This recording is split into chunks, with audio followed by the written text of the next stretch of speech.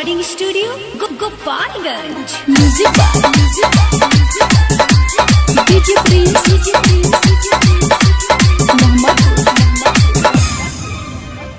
कहेलू बाबा अब होई का होई मानी लो बात तारा होई का होई।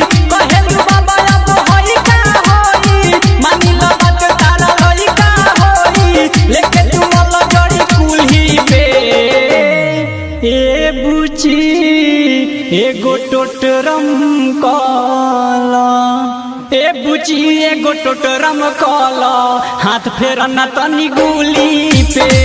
ए बुची एगो टोटरम काला हाथ फेरना तनी गुली पे। कहेलू बाबा अब होई का होई मानी लो बात तारा होई का होई।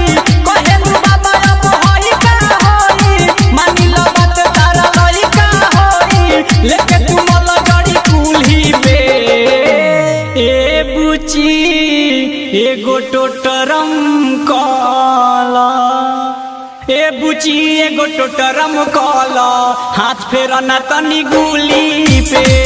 ए बुची एगो टोटरम काला हाथ फेरना तनी गुली पे।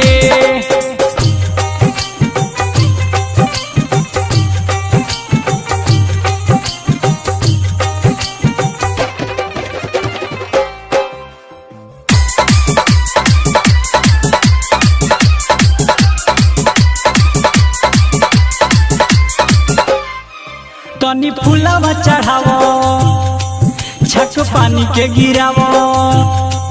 तनी फूलवा चढ़ावो छक पानी के गिरावो। में अच्छा तो मिला के बुचिया कहतानी जवन कल तनी आगावा से भल जनी एने ओने देखो बुचिया।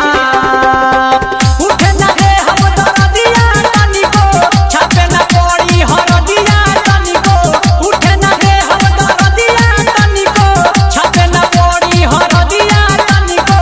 लेके टूटी करिया मूली पे ए बुची एगो टोटरम काला ए बुची एगो टोटरम काला हाथ फेरना तनी गुली पे। ए बुची एगो टोटरम काला हाथ फेरना तनी गुली पे।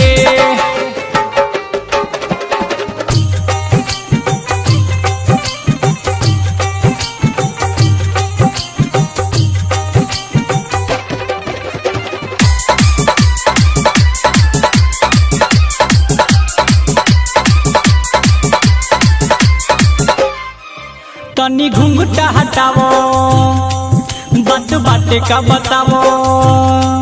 तनी घुंघटा हटावो बात बाटे का बतावो। दूर होई परेशानी बुचिया आवो देह कर टाइट हम ना पी तोहार हाइट। चलो सुध कोई जाओ कुटिया।